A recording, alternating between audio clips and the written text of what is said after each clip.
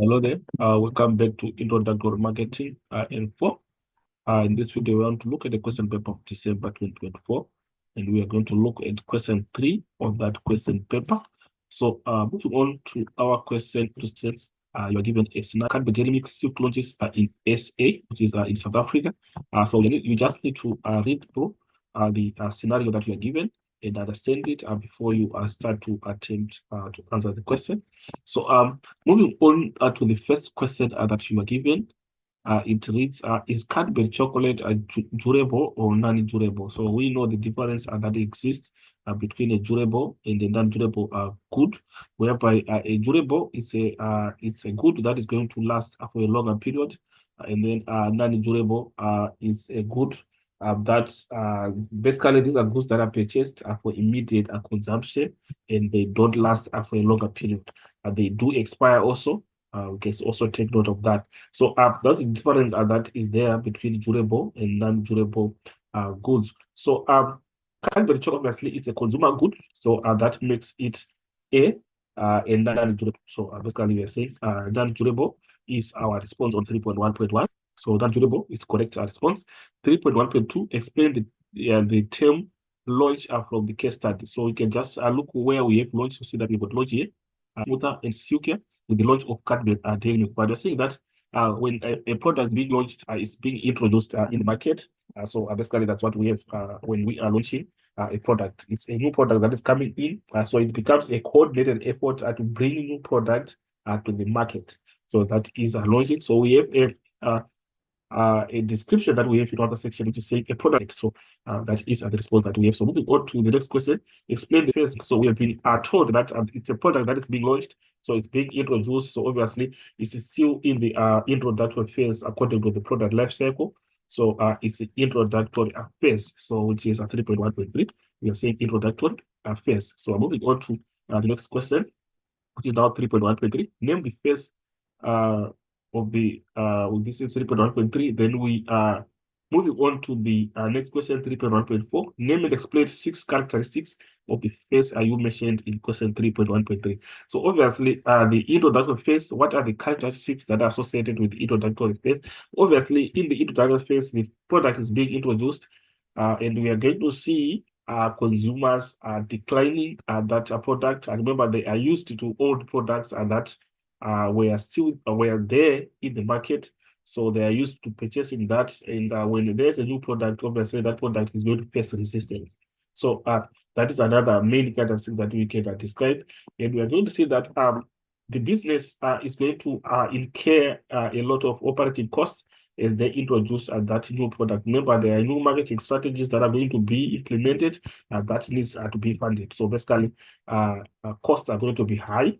That's another characteristic that we can try to use. It could also described by low profits due to low sales because it's a new product that is starting to gain some customers or consumers in the market. So typically, those are the characteristics that we have. But the question requires us to raise 6 characteristics. So very important for us to take note. So we can just go to other section and see the characteristics that we have. We've got consumer resistance as the first one. The biggest problem with new products in the market is the consumers' resistance to change and their present buying habits. And then also the business, which is minor production modifications. Obviously, it's a new product that's coming in. Obviously, we need to modify our production processes. So a problem that may develop are providing the necessary production capacities and technical resources and skills to develop a product at scale.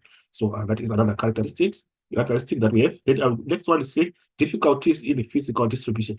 We are saying by distributing the product or making sure that the product reaches the market, for example, is also part of distribution. So difficulties that can be encountered during the distribution are small orders initially, obviously due to the contracted production that is there in the initial stages, and also the geographical spread of retail points, also container problems and stock shortages. Then moving on to the next one, is saying difficulties with shelf space. Obviously, it's a new product. We are talking we can take examples of retail outlets. Obviously, they have to create some shelves space so that they can put the goods there before they sell them. So the creation of that space also is something that is going to be a challenge out of the business because they already have goods that are in those spaces. So to create it means they don't create new spaces, which might be a problem if the space is not readily available. So we are saying, as in the case of consumers, retailers resist new products because it means additional costs and the loss of sales in other products. So additional costs, obviously, in additional space that is going to be very clear. The above mentioned may lead to a noticed consumer resistance.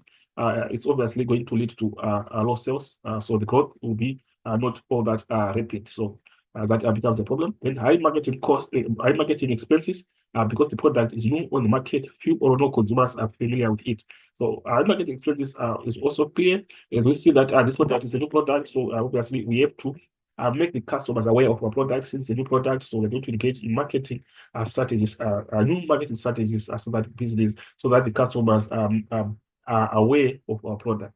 So that is going to attract some expenses.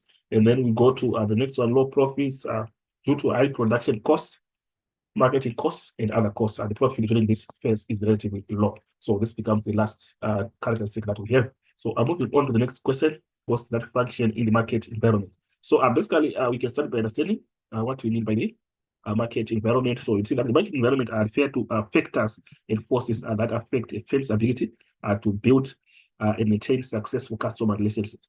So that is what we have. And then at the end of the day, we are saying it's basically the totality of physical and social factors that are taken directly into consideration in the decision-making behavior of individuals in the organization. That is the description that we have in terms of market environment. So the question requires us to name and describe four main variables that we can have in the market environment. So we have them also articulated in the answer section where I say we can have the variable of the market or consumer. We can talk about suppliers, intermediaries, and competitors. So obviously, we have consumers which represent the factors of production to the organization in the form of human resources. We can also have suppliers which are going to supply to the organization or business. We are saying persons or organization who offer stock in terms of products, services, advertising, assistance, financing, and advice to the organization. And then intermediaries, we're talking consists of organizations who reduce the number of transactions between the consumer and the producer. So those who are going to come in between and lessen the transaction that will take place. Then lastly, we put competitors also as part of that. People or organizations who offer the same or similar products as your company. So basically, these are the variables that function in the market environment. So I would say that this is the last question that we have inside is 8 marks. So we'll meet again in the next video, and thank you for listening. And hopefully the video was helpful. Let's stay tuned for more videos to come. More typical examination questions will be uploaded on this channel. So let's stay tuned.